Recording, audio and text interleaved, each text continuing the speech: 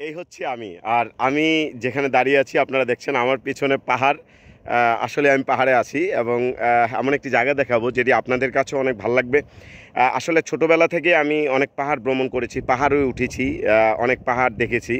আহ, অনেক যত চূড়া হোক বা যত উচ্চ হোক চেষ্টা করছি পাহাড়ে ওঠার জন্য। তবে আমি কক্সবাজার এসেছি, তার থেকে আমরা ইনানি বিচের আরও দক্ষিণে যে জায়গাটি বলে এখানে আসছি। এখানে আসার পরে একেবারে সাগর তীরবর্তী এই অঞ্চলে দেখলাম যে পাহাড় আছে। তো আমি কৌতূহলবশত আমাকে এখানে উঠতে হবে, একটা মাথায় চ্যালেঞ্জ নিলাম যে আমাকে এখানে উঠতে হবে।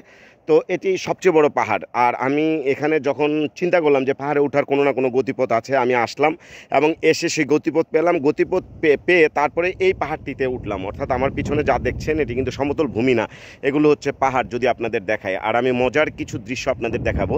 যে বড় পাহাড়টির কথা বলছিলাম এটি হচ্ছে সবচেয়ে বড় পাহাড়। এখানে আমি উঠতে পারিনি, কারণ এখানে উঠার জন্য কেউ উঠে না এবং এখানে জঙ্গল এবং এখানকার আমি উঠার কোনো পথ অর্থাৎ দেখিনি। আমি কয়েকটিভাবে ট্রাই করেছি।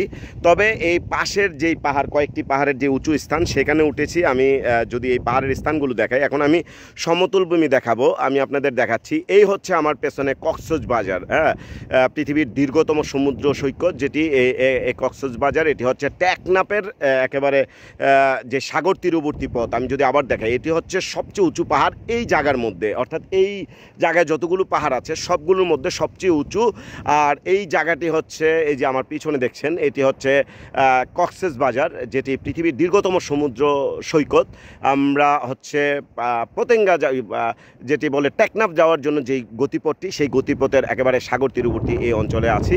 তো মূলত পাহাড়ে ওঠার জন্য যে একটা চ্যালেঞ্জিং, যে একটা সাহস, যে একটা ইচ্ছা, যে একটা আকাঙ্ক্ষা, এটি আমার মনে খুব বেশি মানে চেপেছে যে আমি পাহাড় অঞ্চলে আসবো কিন্তু পাহাড়ে উঠবো না, এটি হতে পারে না। তো এখানে আসলে আমাদের সফর সঙ্গী আছে প্রায় 50 জনের উপরে। আমি আসলে কাউকে না জানিয়ে হঠাৎ করে ভাবলাম যে আমাকে পাহাড়ে যেতেই হবে, আমি উঠবই, এখানে কি আছে আমি দেখবই এবং এখান থেকে আসলে পরিবেশটা কি সাগরের সেটাও আমি অবলোকন করব। তাই আমি চলে এলাম এই অসাধারণ একটা মুহূর্তকে সাক্ষী করার জন্য। আমি মূলত আপনাদের সাথে সংযুক্ত হলাম। এখন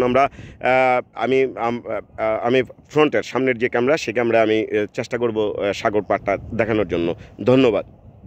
আপনারা আপনারা দেখছেন এই হচ্ছে সমুদ্র পাড়। আর এটি হচ্ছে সবচেয়ে উঁচু পাহাড় এখানকার মধ্যে, যেটি বলেছি, বিবরণ দিয়েছি। এই পুরোটি পাহাড়ি অঞ্চল, অত্যন্ত চমৎকার। এখানে পাহাড়ের আসলে বিশদ আমার বলার চাইতে আপনারা নিশ্চয়ই জানেন, সবাই অবগত আছেন। তো এই এই হচ্ছে আমি পাহাড়ের উপরে এখন বিদায় নেব। ভালো থাকবেন, সুস্থ থাকবেন। আবার কোনো নতুন কোনো এরকম প্রেক্ষাপট আসলে অবশ্যই আপনাদের সামনে আসবো, তুলে ধরবো। ভালো থাকবেন, সঙ্গেই থাকবেন সাদা কালোর।